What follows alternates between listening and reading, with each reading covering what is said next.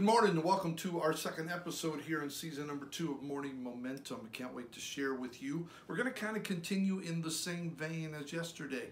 We're going to be talking about our perspective. It's important. Stay tuned. Grab you some coffee. Let's get started right here on Morning Momentum.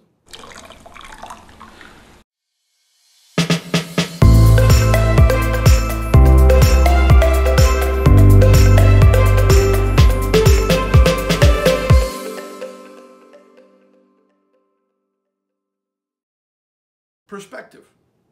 We talked a little bit about it yesterday. If you haven't watched that video, go back and watch it.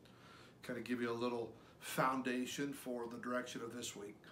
But perspective is something that we talk a lot about in life, and yet the importance of it still does not diminish when it comes to living with it or without it. The story of Moses and the children of Israel sending spies into the land of promise reminds us how important perspective truly can be in our lives. When you examine the story closer, you quickly come away with an understanding of how perspective altered the destiny of the people of God. We know the story. 10 of the spies came back saying, yes, it is a land that flows with milk and honey. Yes, it is bountiful, and yes, it is fruitful. Look at the size of these grapes. Yet, there are giants over there, and the cities that we faced, the cities that we saw, were large. They had walls around them, and negative.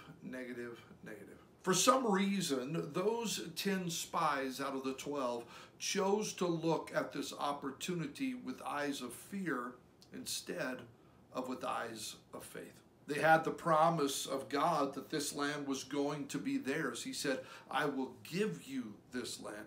But instead of believing and stepping into their destiny, they decided to shrink back and look at or view the present situation with fear, with trepidation, with concern instead of faith. Let's get honest, how often do we allow this to happen in our own lives? We stand on the brink of a promise. We're about ready to step into our destiny when fear crawls up on our shoulder and says, you know, it can't be done. You will never overcome.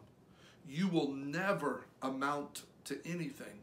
You are absolutely going nowhere. So what do? Instead of seeing our next step in faith, we see it in fear. And fear strangles our steps from moving forward. Now, I have discovered that there are a few things that fear produces in our lives if we allow it to. Now, these can be discovered in looking at the story of Moses and God's children just a little bit closer, and we will do that for just a moment. I will discuss a few of these this morning, and we'll follow up tomorrow morning with the rest. But I want to kind of just help us understand, if we respond in fear instead of faith, what does fear produce? Well, first of all, by looking at the story of Moses and the children of Israel, I think we can safely say that conflicting information causes pressure. Throughout your life, you're going to hear news that is good, and you're going to hear news that is bad. What you choose to focus on is going to determine what you do with your life and where you go with your life. You can focus on the negative or you can focus on the positive. It's your choice. If you spend your life constantly looking through the lens of fear, it is going to stress you out and it's going to cause undue pressure in your life. Now, the spies came back with good news, but it quickly turned to the bad news and it caused stress and it caused pressure, and all of a sudden the camp began to feel that pressure. Here's another point that I want to make. Scarcity becomes your mentality if you choose to live by fear instead of faith. What do you mean, Pastor Sargent? Well, I simply mean this. The idea that these 10 spies began to spread was that over in the land of promise, the land that God was supposed to give them, over there was no room for them.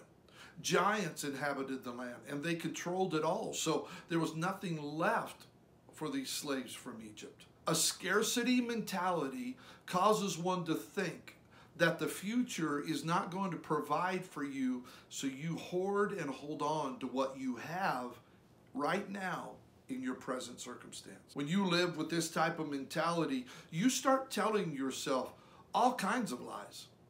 There's no future for me. All the good jobs are already taken. I am never getting out of this present condition. No one wants to hear what I have to say. And the list goes on and on and on and on and on. Here's another one, the final one we'll talk about today. It's simply this: you get what you speak. The Bible says the power of life and death is in your tongue. The person who says we can do this and the person who says we can't do this are both right. Only 2 of the 12 spies came back saying, we can do this. And they are the only 2 that entered into the land of promise later on in life. Everyone else said we can't. And God said, you're right, you can't. And they didn't. These 10 spies that came back with that negative report, those 10 spies who saw through the eyes of fear instead of faith, determined their destiny by what came out of their mouth. Now, these 3 points to me reveal how devastating it is when we don't possess the proper perspective when it comes to life. We will always have obstacles, and if we are not careful, we will settle for the comfortable and we will not step into the possible. I know people who never get out of their situation because they feel there is nothing but giants on the other side. And as a result, they stay locked in their present condition when God is saying, come on, step out. Get out of the boat. Let's move forward. You know, the giants that are holding you back, and you may be listening to this or watching this morning, and you know what I'm saying is true. The giants that are holding you back could be the fear of the unknown, the fear of finances, the fear of, you fill in the blank, whatever it is. Why don't you determine today that you're going to start seeing things differently? Why don't you take a step of faith today and believe what God has in store for your life? Greater is he that's in you than he that is in the world. God's got good things for you. It's just how you're looking at it. So you have to make a choice today. Are you seeing through the eyes of faith, or are you looking through the eyes of fear? Till tomorrow, where we'll finish this thought up on 3 other areas that I think we can see in the story of Moses and the children of Israel, and they're perching on the premise of the promised land. Like how I said that, perching on the premise of the promised land. That's pretty good. I'll see you tomorrow right here on Morning Momentum. God bless.